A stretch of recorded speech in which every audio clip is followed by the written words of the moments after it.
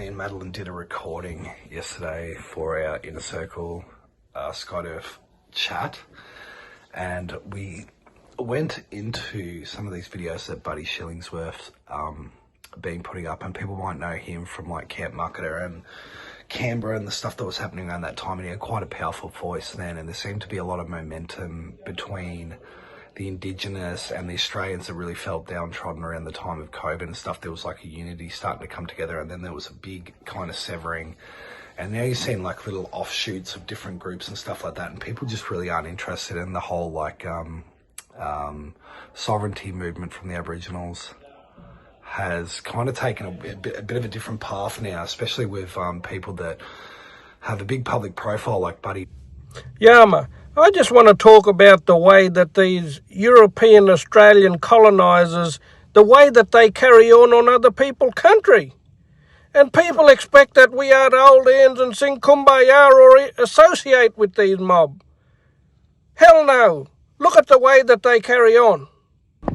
Details have emerged of 3 more women killed and stuffed in suitcases near Pattaya. This one, after so I'm actually working on a presentation that I'm going to put up after looking through a lot of David Whitehead and Michael Desarian's work on Islamo-communism and some of the contradictions that seem to appear when you're looking at the supposed control of the Zionists in Australia through people like the Anti-Defamation League, the Zionist lobbying, and people like Davir Ibrahimovic and the rest of them. Australia actually, I think they have 300,000 Jews, which is which puts us like, it's in the top few in the world considering the population size of Australia. But then we have this other sect coming from the Fabian Socialist and their ties within communism, and Michael Desarian's stuff on this, I've put it up in other videos before, is truly amazing. I might even attach a clip to the very end of this video so people can get a bit of a prelude for the presentation I'm working on. It'll probably be about 30 minutes,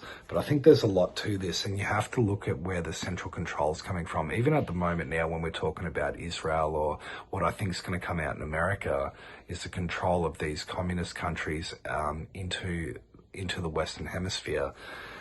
We're looking at the level from nation states, and again, this is why it goes back to the thing I'm going to bring up with Buddy Shillingsworth, because it all comes down to identity and how you see yourself. This is where the division comes in.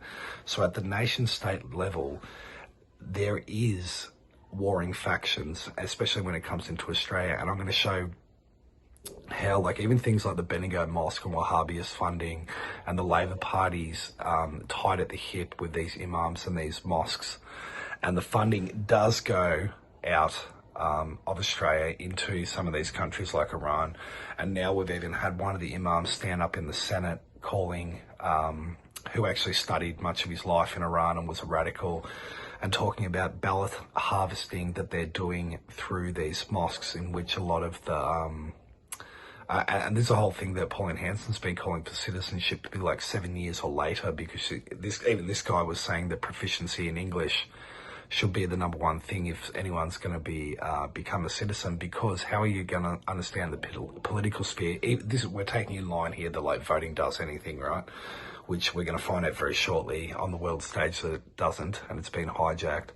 But even on this level, they're showing that this ballot harvesting that these Muslims in these areas in Western Sydney like Lakemba and stuff like that are all going to the mosque, and then the mosque will singly vote for one thing. So the Labor Party's tied at the hip now too. Then there is the right to vote. If they cannot understand English, how would they understand the laws or what they're voting for or who they're voting for? And if they can't speak English, then how are they going to vote? Or are they entitled? And as Senator Pratt said, women have trouble in voting. Then does she actually vote, or does her husband vote for her? It's your society. Honourable Senator, there is a growing tradition now whereby migrant communities, especially the Muslim communities who don't speak English, are placing their votes in vote banks. And then the leaders of the community take those votes from the voting bank and give it to whatever party they feel. It's happening in other countries. This is what's being discussed in the Muslim community in Australia. I've had several meetings in my own house with leaders of the Muslim community in Adelaide, and they are planning on having a Muslim vote bank. I think not only does this interfere in elections, I also think that it becomes a barrier between the Australian citizen, potential Australian citizen, and the rest of Australian society. Probably illegal too. Some countries have allowed it. Well, that's a great concern when we have at least 16 electorates that are Muslim-dominated, that are Labor electorates who control the vote. Anyway, I shall move on.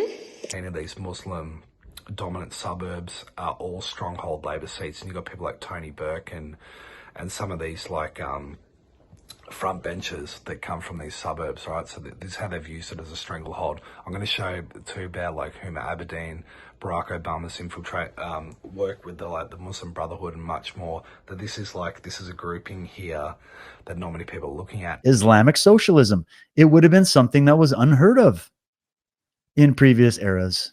But here we are. It's actually a legitimate thing. This is just the Wikipedia mention. Islamic socialism is a political philosophy that incorporates Islamic principles into socialism. So they are compatible then, you're saying? As a term, it was coined by various Muslim leaders to describe a more spiritual form of socialism. So you see how you get the theology mixed into the politics? That's always a big sign of some cult activity. Islamic socialists believe that the teachings of the Quran and Muhammad, especially the zakat, are not only compatible with principles of socialism, but also very supportive of them. So we're talking here about a particular sect, left-wing Islam. More on the Clinton Foundation. The New York Post broke a bombshell story that one of Hillary Clinton's top aides, Huma Abedin, worked at a radical Muslim journal for 12 years. Some of those years covered the same time while she was working at the White House as an intern for then First Lady Hillary Clinton. Author and filmmaker of Hillary's America, The Secret History of the Democratic Party, Dinesh D'Souza, is with me now. Dinesh, thanks for the time. So Huma Abedin's mom is editor-in-chief. Was Huma Abedin really working on this paper, or did her mom just put her name on the letterhead? Well, I think it's the Abedin family has got ties that go to the Muslim Brotherhood and a whole bunch of radical organizations. And the point with the Clintons is that throughout their life, they've created this amoeba-like extension of groups and organizations. And it isn't just ideological. It's also money funneled to the Clintons that goes either to them or to their foundation. So this whole thing needs to be sort of carefully examined by the media. I think the problem for our democracy right now is that so many in the media are covering for the Clintons and covering up for them, and so the necessary kind of hard work of dissecting this, that's not happening. And want to see them elected, but the degree of their support in terms of blatant dishonesty is shocking to many people. What I've documented in this particular article at aim.org is the fact that the Associated Press, which is a wire service that reaches millions of people, has published a blatantly dishonest story about Barack Obama's communist mentor, a man named Frank Marshall Davis. We actually broke this story many months ago, and it's belatedly been the case that AP is now running a story about this important influence on Barack Obama's life. But the problem is they did a lengthy story about Frank Marshall Davis, who was Obama's mentor during his high school years, and never mentioned that he was a communist. Well, thank you for having me. Huma Abedin is the daughter of two American Islamist academics who, as soon as they got American passports and she was born, took the daughter, went over where Saudi Arabia. They were not Saudis. One was a Pakistani, the other was Indian. Deeply involved with the Muslim Brotherhood. They kept their daughter and subjected her to a childhood of education in that segregated fascist society till she was old enough to go to American universities. Then they brought her here. As soon as they brought her here, she became an intern in the White House when President Clinton was there. Later on served Senator Clinton, a bright young woman who I would hope is a role model for many Muslim young women, because she defies every stereotype of what an Islamist is. Yeah, she doesn't wear the burqa, she travels, she drives, not at all. I presume. I mean, not at all. Yeah.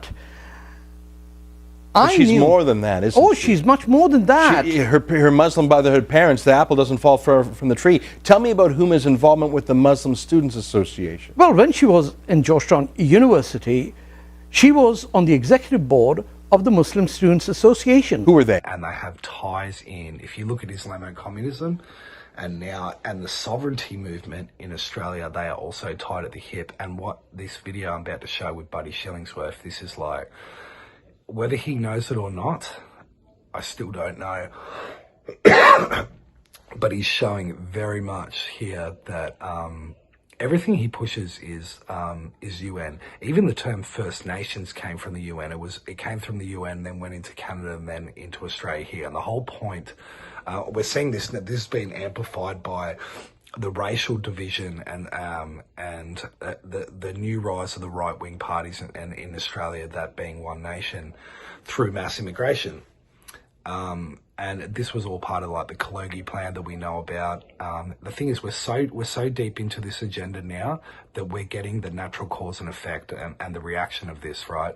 We want to actually turn this into a synthesis instead of just these cause and effect things, because they want to turn it into their synthesis of what they want to create. And the whole point was to end the nation state. Now, I've mentioned this many times before. I do not believe the dark occult New World Order is happening. We're seeing elements of bleed through of both agendas, and this is why people are getting confused.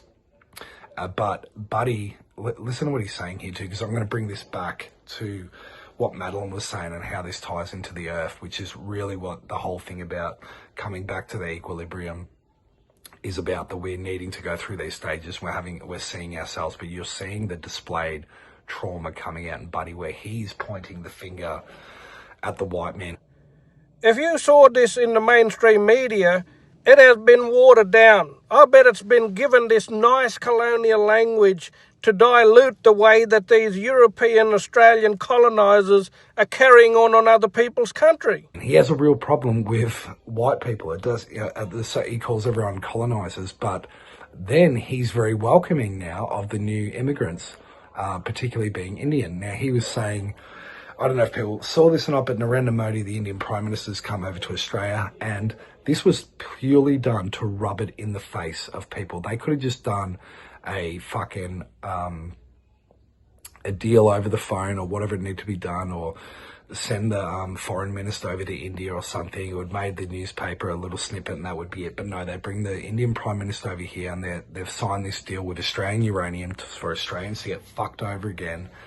I haven't seen the deal, but I'm sure that's the case. So we continue to mine and rape our land, which is, Buddy doesn't seem to have a problem with this, right? So we're going to mine and rape our resources and hand them over to India.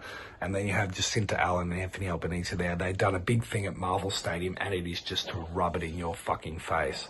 And what we're seeing now is a currency on the verge of collapse, and the stealing and the robbing and the raping of resources, and just continual taxes that are going to keep increasing. But this is purely just a rage for a further event. Now listen to what Buddy says here. Yeah, man. This is why I support immigration and multiculturalism.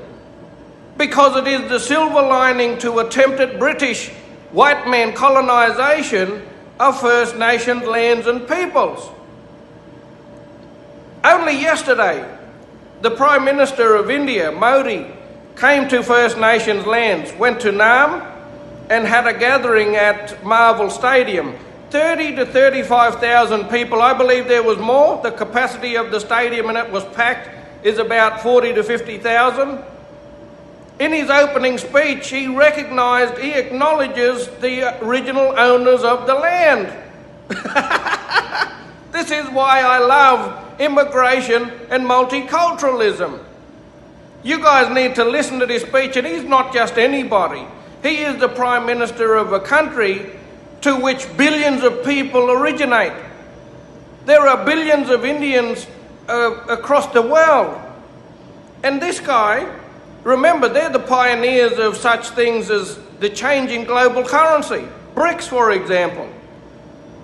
This is why First Nations should be standing with immigration and multiculturalism. Listen to this. I would like to begin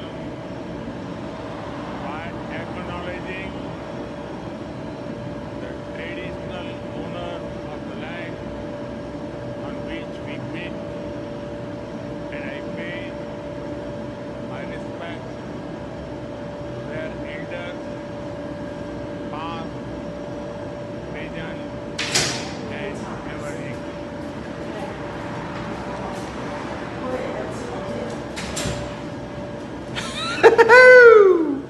Beautiful. Anyway, leave that with you, Mum. Yellow. Is this acknowledge our pain. And they're all activated because they've got their own pain, and a lot of the time it's got nothing to do with what happened 200 years ago. If you want an acknowledgement of your heart, you need to meet that for yourself first. Yeah, man. This is why I support immigration and multiculturalism. Because it is the silver lining to attempted British white man colonisation of First Nations lands and peoples. Listen to this. Acknowledging the traditional owners of the land. Beautiful. Wanting acknowledgement for them, like them, me personally, not the land.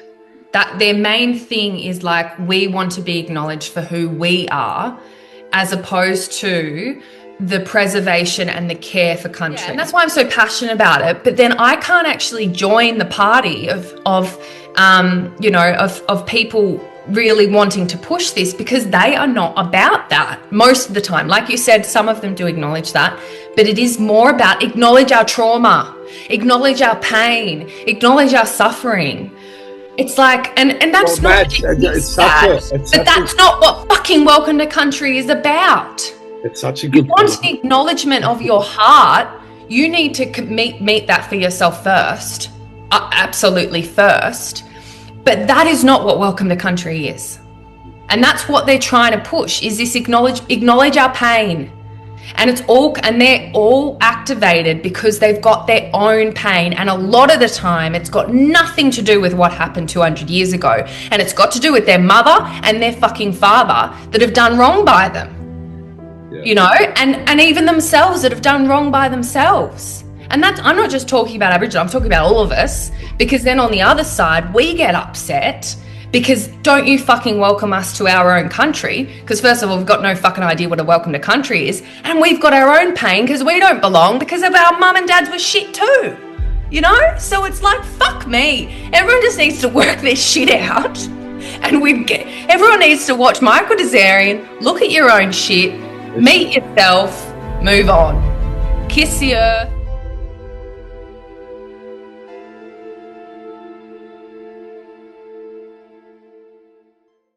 How is like, what do people think of that? It's just unbelievable. It's like he's gaining pleasure from seeing the pain now of what he calls the colonisers, but white Australians, the pain that we're seeing now with immigration, and he's like, now you understand our pain. So it's almost like he wants us.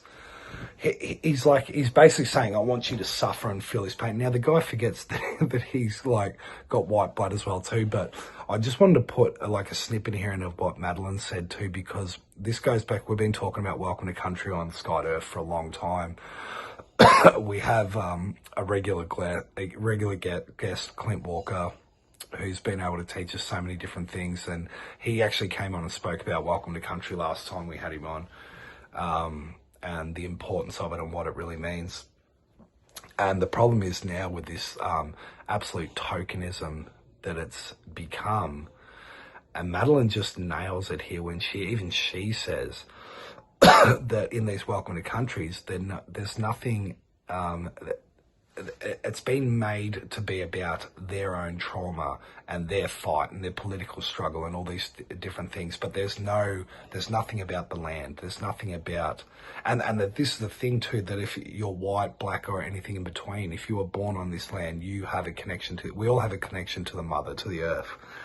But this has failed to be mentioned in the Welcome to Countries. Do you know what? They actually, one guy that did the Shrine one, he actually was going into the land, and I thought that was one of the most powerful speech. I might actually play. I did a reverse speech on that guy at his Welcome to Country. This is the one where he was being booed, and in reverse, he was saying, what did he say? On stairs or on I'm standing on steps. I am the law. Here I am, and you can hear it very powerful. Welcome everybody to my father's country. Beautiful Boomerang country. I am the law, on steps here I am. I am the law, on steps here I am. I am the law, on steps here I am.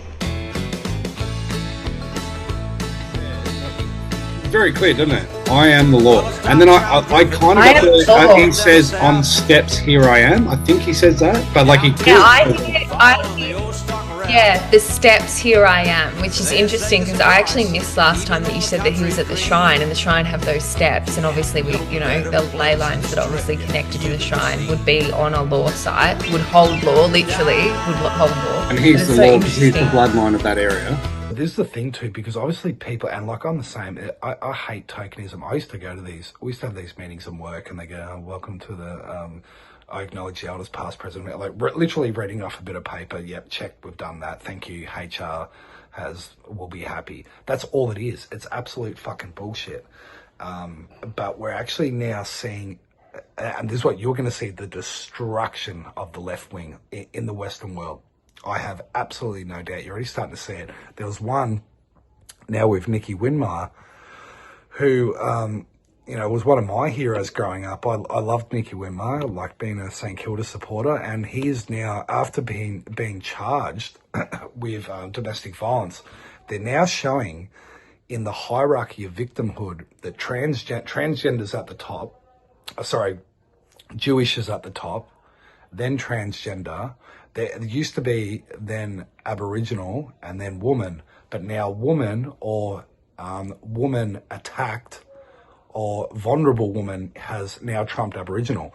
And this is, if you think about this in the psychology and what this actually means too, and again, like I've mentioned this before with like Mark Passio talks about, like in the Matrix trilogy, how it's always Trinity under attacks, the woman under attack, which Jason spoke about. The second seal is to take peace from the earth, to take care from the woman.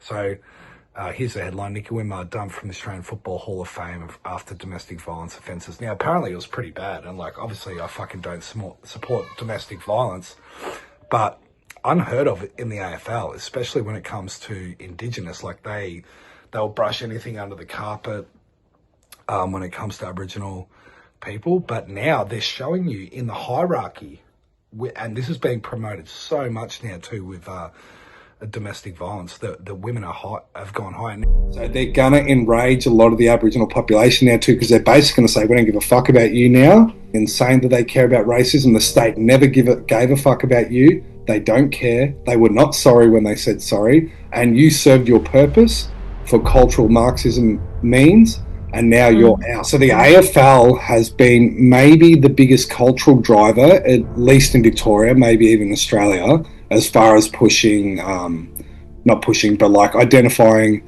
racism and trying to like shift the culture around that when it comes to Aboriginals, right? To the point of they would never ever say a bad term. Like a lot of it was kind of really noble in the early days because there was rife racism in football, right? So do you know much about like the history of like the Crackers and Nicky Winmar? And so you can actually go online and watch a documentary. There was two players, Gilbert McAdam and Nicky Winmar, and they used to play. There was a game they played at Victoria Park, and this was in the 90s when they still used to play AFL at suburban grounds. And it was just like in this documentary, they showed like the abuse that these guys were getting. It was just like, you black F and C, like just like the crowd, and that was just fully acceptable. And the players like would say it back then. So there was a lot that shifted. Anyway, there's a famous picture. Nicky Winmar pulled up his top and pointed at his stomach. Oh yeah, okay. Yeah, it's a real turning point. You know what I mean? Like in the mid-90s, and the AFL took a stance, and a lot of it's been good. But it's been, so what I've noticed now too, because there's a lot of issues that get brought up in the AFL. And at the moment, there's 3 different AFL players that were signed on big long-term deals, right? Multi-million-dollar deals. And once they've signed these contracts, they basically haven't turned up to training. and they just go away. Like there's two of them have just not played, not even been at the club for like a year, and these guys are on like near $1 million a year. And in the comments, people are writing, "I can't just not turn up to work for a year and just get my full pay." And the other thing is, like, a lot of these players, they've got mental health problems. They've been going back home. They've had family issues. They've been taking drugs. And AFL clubs have always just pushed aside, going, you know, we'll do our best to help their mental health and we'll put our arms around them. And they mollycoddle them. And actually, it doesn't help them at all. It doesn't help anyone or anything or any animal or any land or anything. But now, even the AFL media has started to turn on them and say, this isn't appropriate. You know, and one of the coaches has said, we're not a charity. You know, he said, like, you know, we're here to support him, but we're not a fucking charity. You know, there's people out there that can help. We're not paying this guy $1 million a year to fucking go out and party and not even turn up to work. Like, and people are outraged because the money that pays these players comes from members that pay their membership. Right? The three things that AFL pushes the most is no violence against women, no racism, and homophobia, transphobia. They're the three cultural things that they push the most. Now, so the Indigenous were always the highest, right? If you, like David Icke used to speak about the victim hierarchy, not a real victim hierarchy, but what I know what you mean. Cultural Marxism has set in places to these. So transgender is number one. If you're trans, you're at the top. But Indigenous used to be now, but now domestic violence and women has overtaken Aboriginal. And what they've done, so they had a conundrum in the AFL where now Nicky Winmar has been charged and convicted of domestic violence, right? And it was a pretty bad case that he has grabbed a woman's head and he smashed her head into the door. This is what the court case said, right? So he's assaulted this woman and been convicted. So now he's been removed from the Hall of Fame, and instantly the day after he's convicted, they've ripped down his statue at Optus Oval of this famous picture of him. So anyway, and now it's caused a lot of outrage, and Aboriginals are saying the only reason they've taken that down is because he was black. But it's told me that there's a shift in what they're pushing, and this, to me, this goes to Trump, conservatism, to the Christianity, all these different things, because now they don't. This is what I'm saying. That who's driving culture, and they don't care about the Aboriginal anymore. They did that so purposely. Swing left, swing right. They're going to enrage a lot of the Aboriginal population now too, because they're basically going to say, we don't give a fuck about you now. You served your... And this is going to be our tough pill to swallow for a lot of the Indigenous. All this shit that they've been mollycoddling and saying that they care about racism. The state never gave a fuck about you. They don't care. They were not sorry when they said sorry. And you served your purpose for cultural Marxism means, and now you're out. Now, well, I don't know why, but they're pushing hard on this domestic violence. They are. Women being the victimhood, and a lot of that is to that's more eugenics than anything, to push like men and women away. But it's just shown that it's the same with Jews and stuff like that too, and like people like Avi and even like Muslims and stuff like that want to fight for Palestine. You're all fighting with your own ideology and all self-identity that the system is using for a certain purpose until they're fucking done with you, and they'll fucking throw you to the wayside. Do you know what I mean? Even like these Jews going, oh, look what's happened to the Jews. And they've just used your Jewish identity to fucking do what they wanted to do, and they'll destroy you when they're done. They don't give a fuck about you either. But anyway, I've noticed a shift I was talking to my brother about it today, but just the last few weeks, I'm like, oh, they've turned on the Aboriginals now.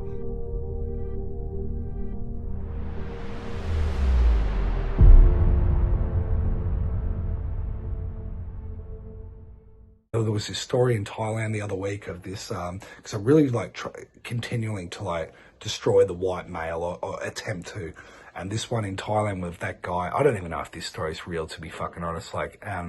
He's taken in a 17-year-old girl, killed her, and then dumped the body in a bag somewhere. And now they're even the Thai government, and don't tell me this is being orchestrated by the Australian government, the Thai government's saying that they don't want Australian tourists coming over there, and that because we are white men, we're all being hailed as murderers and sex offenders and all the fucking rest of it. But they're showing there's a clear agenda here with domestic violence, and it will be to strip further and further rights. But anyway, I don't want to go too much into that.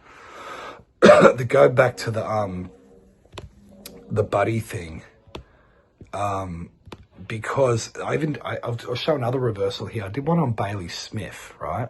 And I think this is something that's coming through for everyone. And it's a yearning for home, a yearning for the mother on all psychological levels.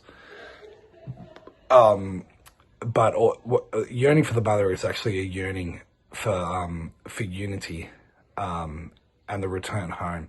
So Bailey Smith, actually, he was interviewed about he's been playing well and stuff like that. This was a few weeks ago. Actually, might have been about a month ago. And he keeps talking about his mum and his parents. First speech, I've got Bailey Smith. And the reason I'm doing him, I found this was a bit of an interesting interview. She's asked him, why he playing such good football and all this. And I don't know if people have noticed this theme, but if you listen to Dermot Brereton or, he spoke about football was life and stuff like that. And they were kind of all the same, the 80s and 90s footballers. Even Shane Warne said, before family, cricket came first. Now you got these new breed of young kids playing AFL, and a lot of them have got mental health problems, and they've grown up in the tech age and stuff like that. And particularly Bailey Smith, he's had his fair share. I think he went to an institution last year for his mental health. Anyway, so she's asking him, I'll play it. It's a bit of because he's talking a bit philosophical about life and stuff, and football doesn't really matter, it's kind of weird. Anyway, listen to what, tell me if you get the same. I'll play the full thing after this. You're in career best form at the moment. What do you put it down to? I don't know. I think the people around me. I've got a lot of people that ground me, and I'm separating my identity from who I am and what I do, and distinguishing Bailey the footballer and Bailey the person. So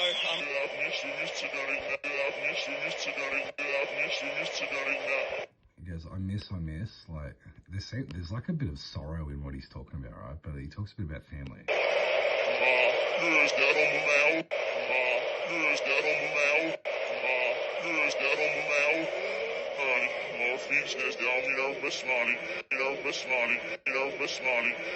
He's talking about his parents, and he said, I hope they're smiling. He keeps saying his mum or ma. And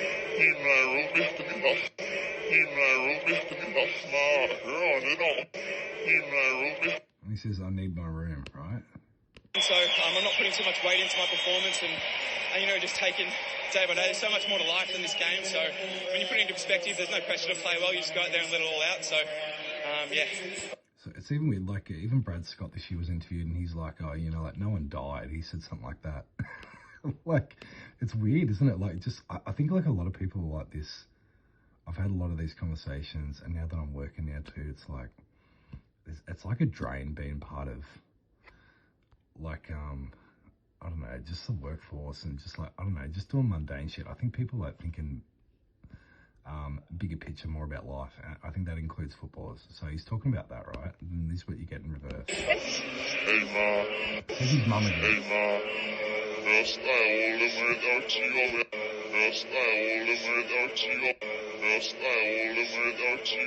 What's he talking about? He's talking about his mum. He says, yes, I hold him without you.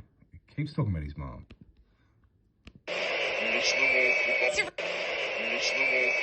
I miss them awful. What's his subconscious saying here? What's his real issue? It's a really interesting point. So just expand on that a little bit. So you've got so much going. Who cares? Bailey the person's different to the game at the end of the day. So if I play well, if I don't, who cares? Bailey the person's different to the player. So distinguishing. So he's almost talking about two personas that he's got. I don't know if there's conversation that his psychologist has been rubbing into him, but let's see what he says in reverse. So he keeps saying football doesn't matter, but he keeps talking about his mum and dad, right? So is he saying that's what counts? That's what family?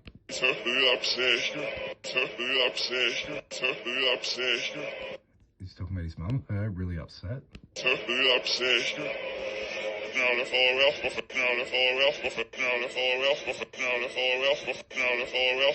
about his mum here, ma and dad, her really upset. Now I've got to follow it up.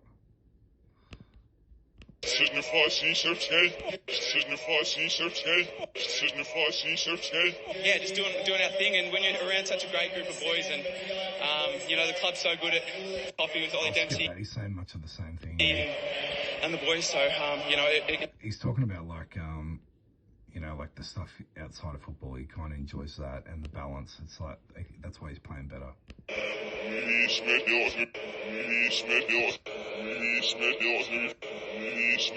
That's a good reversal because he's talking about how the club gives him time off to do what they want, and then he's saying, "Release me," so like he needs it, or it's giving him that release.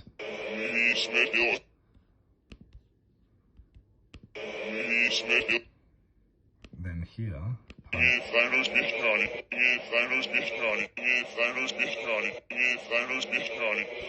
I lose, it beats crying. So he's kind of saying like he doesn't care anymore. So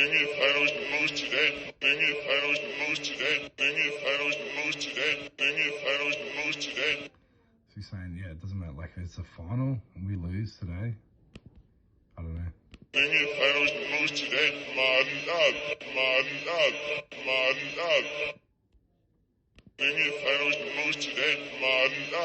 So he keeps, I think he's like referring to like his parents all the time, but yeah, fucking interesting, mate. Interesting subconscious. Career best form at the moment. What do you put it down to? I don't know. I think the people around me. I've got a lot of people that ground me, and you know, I'm separating my identity from, you know, who I am and what I do, and you know, distinguishing Bailey the footballer and Bailey the person. So I'm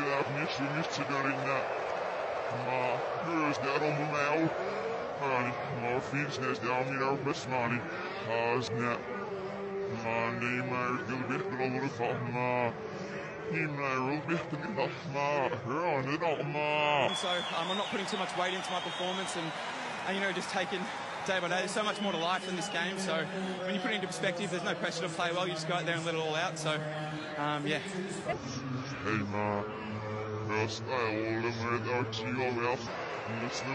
It's a really interesting point. So just expand on that a little bit. So you've got so much going on in life outside of football, but for the couple of hours that you run out here, it's about enjoying and expressing yourself? Yeah, expressing yourself and just putting it into perspective. It's just a game at the end of the day. So if I play well, if I don't, who cares? Bailey the person's different to the player, so distinguishing that, and yeah, just...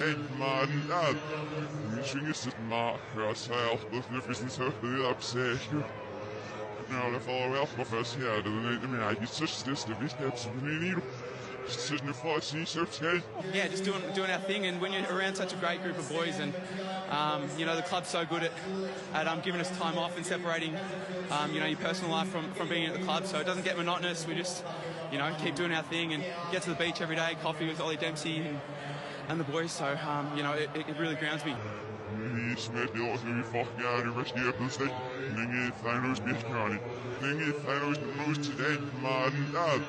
So do people find that interesting? I think that's fucking, because after like going to Kelly and Campbell's event too, Kelly's been talking a lot about like everything's about coming back to the earth, and she's like had a like really fucking dismissive space and all that kind of stuff, and we have like even if you go to like Emmanuel Velikovsky's books and stuff like that, he speaks about this, like there's this trauma from ancient times, and it's something that came from the sky.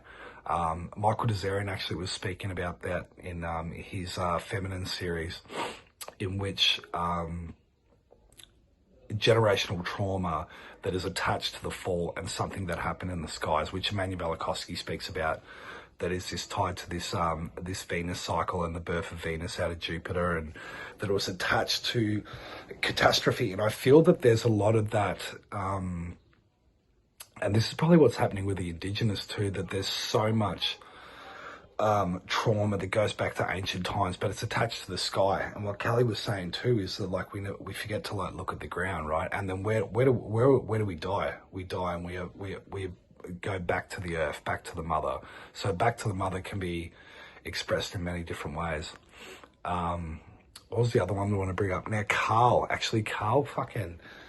So Carl's now...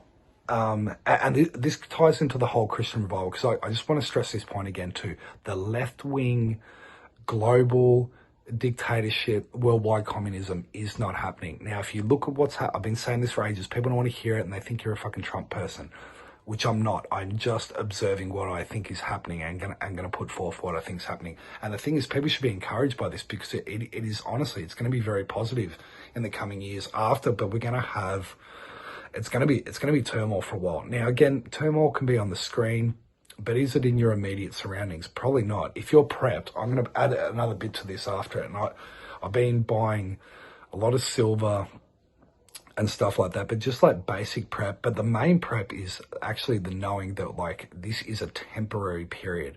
There needs to be, like I said before, I've spoken so many times about these polarities and how we're swinging over in these polarities and what's happened at the turning point and the hero's journey story, that the ascent is starting to come up. We've almost hit that absolute bottom and we will know when we've hit it. And I think it's going to be very soon. And I'm saying it's tied to the US elections. So what I believe is going to happen is Trump is going to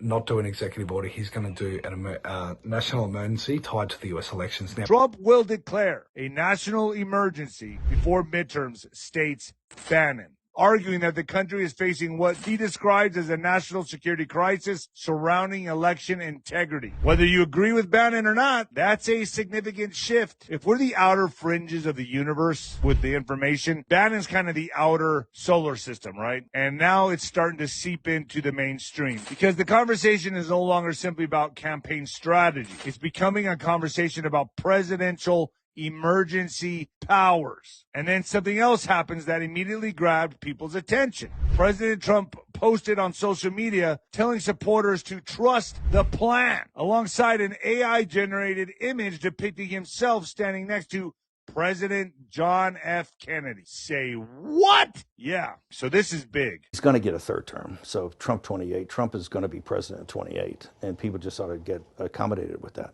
So what about the 22nd Amendment? There's many different alternatives. At the appropriate time, we'll lay out what the plan is, but there's a plan. We had longer odds in 16 and longer odds in 24 than we got in 28. Gets even worse. Raw intelligence obtained by the FBI in 2020, yet buried by rogue bureaucrats, stated that China's activities even included an attempt to manufacture illegal ballots for Joe Biden. Documents show that during this period, dozens of significant CIA and NSA reports about China's election targeting were kept out of the presidential briefing. These were briefings I would get almost every day. Everything was kept out that was of importance. One email among intelligence analysts admitted that they had, quote, deliberately massaged the presidential daily briefing to withhold information regarding Chinese activities related to the election. Another official inside the FBI wrote that she was running, quote, a shadow government, unquote, to keep intelligence about China's election meddling from becoming known and to keep it away from the honorable press. Other officials who witnessed such efforts perceived the motivations to be blatantly political. Recently, we found significant numbers of burn bags in formation, and this is a group of bags that were used to destroy information given by President Barack Hussein Obama to be burned. It was supposed to be burned. These bags were supposed to be at a different level by different people, incinerated and checked, but it never happened. Maybe we got lucky. We believe this was not done on purpose, but rather through gross incompetence of the people that were supposed to burn the bags. But the findings are stunning. Today, I'm asking the Office of the Director of National Intelligence, the Department of Justice, the FBI, and the CIA to investigate how and why such crucial information was hidden, to fire those involved in the cover-up, and to file criminal charges, if appropriate, against these people. Yet concealing China's meddling was only the beginning. The third set of documents we are releasing proves that for many years, Americans were blatantly lied to about the security of our election infrastructure, including electronic voting machines and ballot counting systems, dishonest, almost all. They're vulnerable and they're easily compromised, and people within our government knew that. Tonight, we're publishing a series of previously classified U.S. intelligence community assessments and other reports proving that our government has long known these machines are extremely exposed to attack. As one assessment states, we judge that the United States adversaries, including at a minimum Russia, China, Iran, North Korea, as well as non-state groups, have the capability to compromise U.S. election infrastructure. That's unquote. Now, we just saw this the other day. Tulsi Gabbard has called in all the boxes from, I think it was in Arizona, Maricopa County. Might have been somewhere, I think it was Arizona. Might have been Georgia, actually. I'll check that. But, and he's called in Tina Peters into the White House, which was this lady who's been in jail for the last couple of years because she was able to get into the machines, the Dominion voting machines, and showed that they, and they've got the data that they flipped this election. And apparently the flipping was done. Some have said it was actually been, the servers on that were in Serbia in a house owned by John Brennan. So John Brennan was a former CIA. He's one of the 51 intelligence people that signed that document saying that this was a Russian hoax when it came to the Hunter Biden laptop. So I think it's going to be like people like Comey and Brennan. People go, oh, when's it going to happen? It's not going to. It will fucking happen. If you know the laws of the universe, you'll know that this has happened. You've gradually seen this polarity shift, and look at it. It's been represented in culture in so many different ways. Look at what's happened with Karl Stefanovic. I don't support Karl Stefanovic, but he is what they've done with Tucker Carlson, what they've done with Piers Morgan. These were hard, especially in Piers Morgan, hardcore lefties, and now have like flipped over. And even Carl was wearing a cowboy hat the other day too. And I've been saying for a long time, every different cultural shift that's done by cultural engineers when it comes to intelligence agencies or military intelligence, they associate it in culture and music. And they will usually add a drug to that as well too. So we saw, like with hip hop, it was marijuana, and and crack cocaine when the CIA was involved with all that stuff, with Iran Contra, and then we had the whole ecstasy era and stuff like that when we had the house music in the early 90s.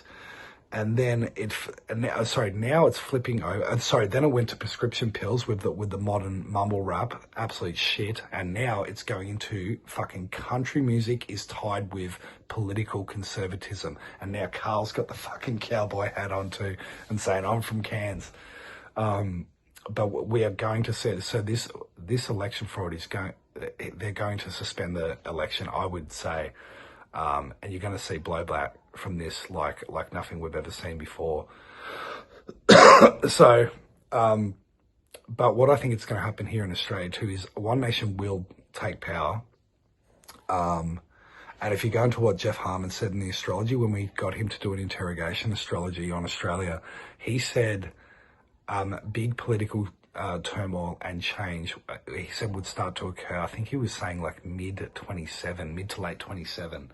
So there could be called an early election, but I don't think One Nation's going to take power in Australia until what is sorted out in America first, being the 2020 election. And they're going to show the infiltration of Venezuela, Cuba, and most all being orchestrated by China, which ultimately goes back to, it's actually like the fucking City of London MI6. But for the sake of the story and disclosure, it is going to be leveled at China.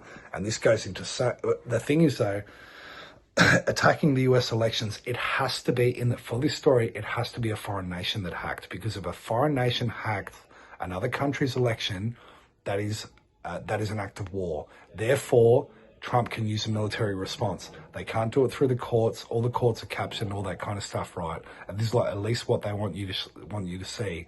So it requires military action. The military will be running the elections.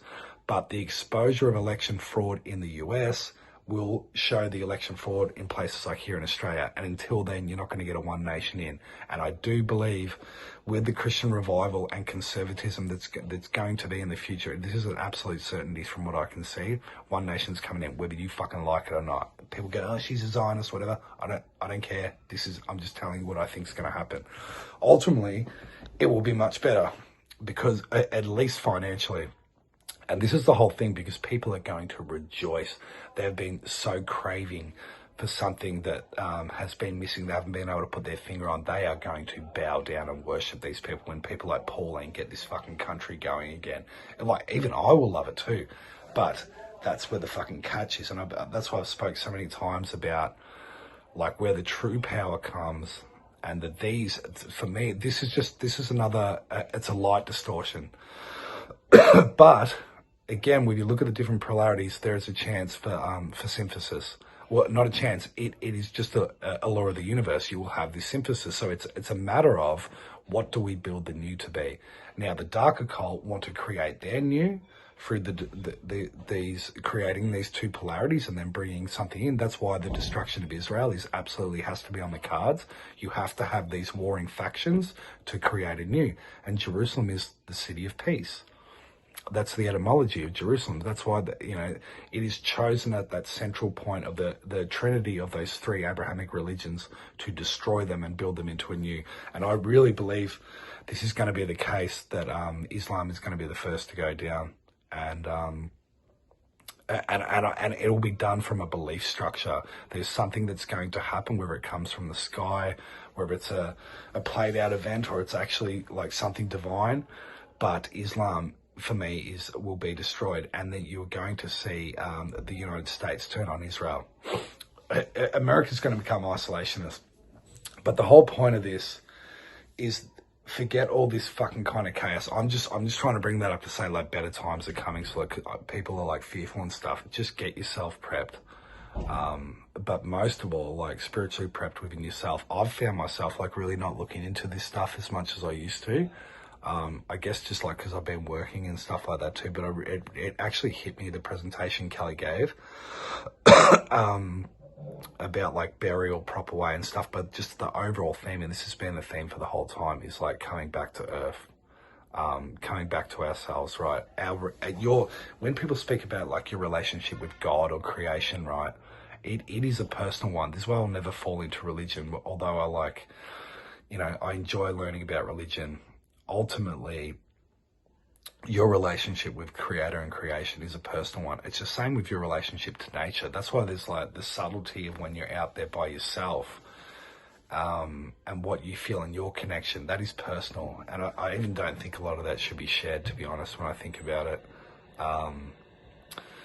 But yes, I think I'll leave it at that for now. The other one was, I did a chat with Melissa the other day. I might actually put up this clip. We're trying to film it just because like, Dad was being such a fucking pain in the ass. I'll snip this little bit in just to show you. Can you see big people? You told me. Can you start again? No, don't. Just keep. He's recording a video. Just fuck. You'll have to cut that bit out. Poor you. Start again. Okay, No, you gotta start again. Dad, can you piss off? You're gonna laugh at editing this. Fucking hell. Anyway, go again. I mentioned Melissa and Dad! I need to turn the fucking TV on. Just go away for 2 minutes. It's only gonna take 3 minutes. Fuck's sake. Turn it off. Turn it off. Oh, Make sure you God. properly, will you? Start again. For fuck's sake. Okay. But yeah, I just got to thank her again, because like, it was nice to have my cousin down the other week, and like, I remember the time when she couldn't get pregnant, and like, and how distraught she was, and like, I feel for anyone that's going through that. But like, with like her going on Melissa's homeopathy protocol, like, unbelievable. Like, it's gifted her a child, and a healthy child. So, and she was someone that never thought she'd ever have a kid. So Melissa's actually doing this intake now for her 2-year homeopathy course, in which she will come out fully qualified, ready to go homeopath. I know a few people that have done it that are about to graduate the 2-year course, and I actually would like to get them on for a chat on our Sky to Earth group, on our closed group. But yeah, if you want to sign up for that, I'll leave the link below. Same as like any Melissa's products, you can get just use my discount code DALE, capital DALE, and she's got her new book out now. She's got her new book out now too, so she actually just sent me that. So I'll leave a link in that if people want to get that too. Amazing. I read through some of the case studies. She's got all the different case studies on the different remedies here, as well as these beautiful pictures of her family. And she's put me on a new remedy. She said, you're my test case for 3 months. So we'll see what happens, see if anything changes with me in 3 months' time. She just said report back in 3 months. So yeah, if you'd like to do that, even like the Welcome to the Revolution course, the shorter course, if you'd like to do that one as well, I'll leave the link in there below. But yeah, she's a beautiful person, and just a really good example of the feminine and masculine principle of like care and action. She's the epitome of that. And it's just, yeah, it's amazing to see what she's done. And what else was I going to say? I think that's about it. Oh, anyway, yeah. So yeah, if you want to join our Inner Circle page, I'll leave the link for that underneath here too. That's where you can see Madeline go on these fucking rants like she did before. But Mads is a gem, and I appreciate it. I just forgot, I want to add a couple of these other ones. This is like, I've done some reversals on Trump. First of all, like him talking about the Christian, like America's become a strong Christian nation and stuff. It's just like it's furthering like what I said before. And again, people need to go listen to this bit where Michael Desarian talks about the creation of Islam by the Roman Catholic Church. I'm going to find this other article too. Oh, it's brilliant. I actually want to get this guy's book, The Origin of Islam, Its Connection to Catholicism. What's the guy's name? Dr. Alberto Riviera. He's written like this whole book, and he was a Vatican insider that got kicked out. He was actually like a Jesuit priest. And he speaks about how the Catholic Church is actually hoarding, that they've got this documented, the origins of Islam. But it's going to sink into this Christian revival. And this is all part of like what I was saying before, like with Carl and the cowboy hat and stuff like that. This was the whole point of like Charlie Kirk, where his name literally means a servant of the church. So listen to what Trump says here in reverse. And like, I'm telling you, like his reversals are just the bomb. This country was built largely on religion, if you look. It was built, and when you have strong religion, you have less crime. That's just a fact. You know, whatever it may be, it's like, gee, I want to go to heaven, so I'm not going to do this or that. Who knows? But we have a country that was based on religion, and I'm very proud of that.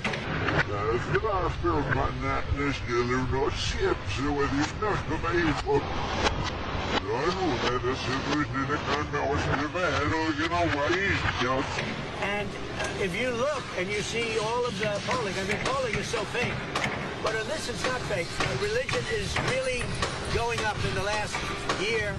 And during the time, I mean, really during the time I first got elected in 2016. It's a much different thing. I'm very proud of that. Religion is a good thing. Christianity, it's a great thing for our country. I mean, so many of the things that we've done, the successes that we've had have been based on Christianity and religion. So I'm very proud of that. Religion is taking off like our country is taking off. Our country is hotter now than it's ever been, and I'll tell you, religion is making a tremendous comeback. You look at churches today, they're full. You go back 2-3 years, nobody was going. So we're very happy with it.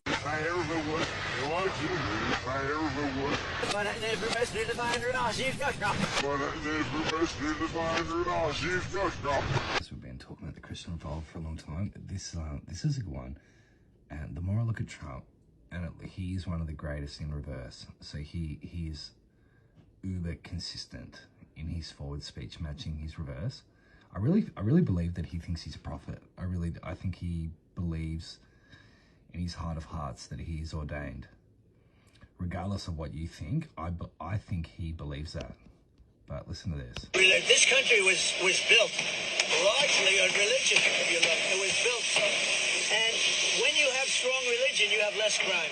It's just a fact. Now, he's doing it at the front of the White House. They're putting in a new ballroom. The other weird thing is this ballroom's not going to be ready till 2028. I think he's serving the third term. But anyway, look, talking about Christianity,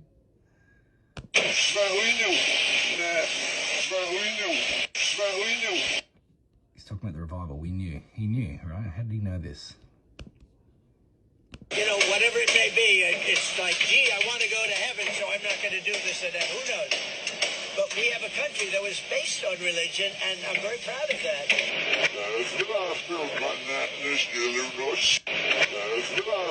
It says there's the bathroom. I have no idea what that means, but who knows, later date.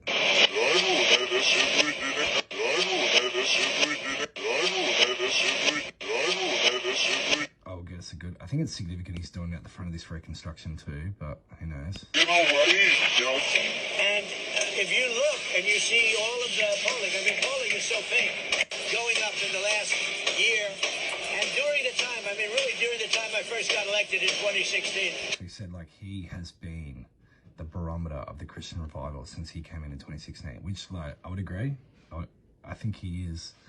I think Trump is the conscious mirror of us. That's what I really think he is. He's a reflection of that. But anyway, he's talking about that 2016, the Christian revival, which is well on its way.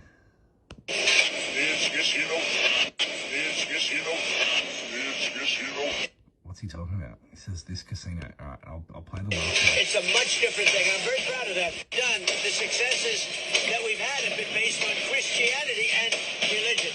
So I'm very proud of that.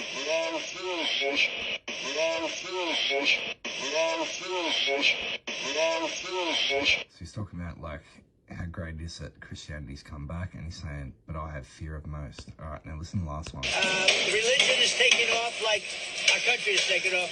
Our country's hotter now He talks about religion like it's a stock market or something. than it's ever been, and I'll tell you, religion is making a tremendous comeback. You look at churches today, they're full. You go back 2-3 years, nobody was going, so we're very happy with it. He's true. He's right.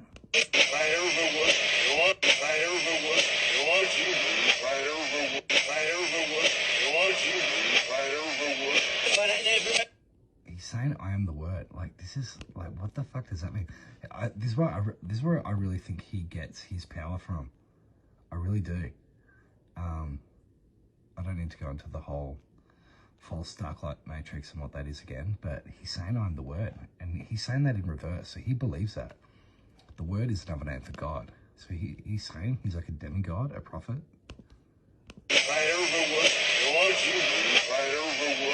And a lot of people say that so insiders believe that Trump sees himself as King David, the return of King David.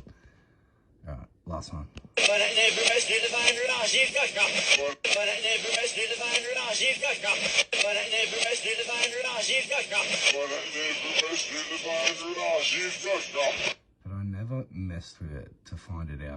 See, you've got God. What a fucking bizarre reversal. I was talking to Madeline, I was telling her about, like, the day I'd had and stuff, and then, like, this curlew went straight in front of me, so I took a picture of it, and she's like, and we've spoke to Clint Walker about the curlew, that they're there as a warning, they're like messengers to send you a warning, but generally, like, that there's something wrong, or there's an evil spirit or something, you need to be careful, especially if you hear them at night. You can have bad dreams and all that kind of stuff, and, like, but anyway, so we get a lot of them across the road, but, like, they were going nuts. And then I pulled up to a park straight after it, and then there was like fucking 50 curlews on the road. Then I went back outside to have a smoke, and there was I could hear them going off again, like a different group of curlews. Can you hear them? So I'm like, Mum, you got to smoke me straight away. Yeah, so, like, do you know what? Actually, I did feel better. I had a... You don't need to do it that long. That's all.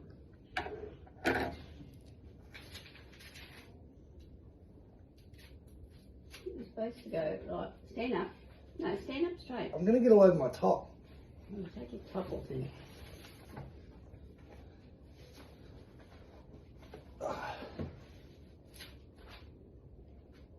Smudge me. You're supposed to go, I think you're supposed to just go around your body. Oh, Dale. Just... Madeline said I need to be smudged. Yeah, well, I think that's what you do. Oh, ow! Stop, just keep still. Stop moving. And I'll just go around you. Stop moving. Too, but yeah, it's been a bit off, but I don't know, maybe it's anticipation of like what's coming, who knows. Trump will declare a national emergency before midterms, states Bannon.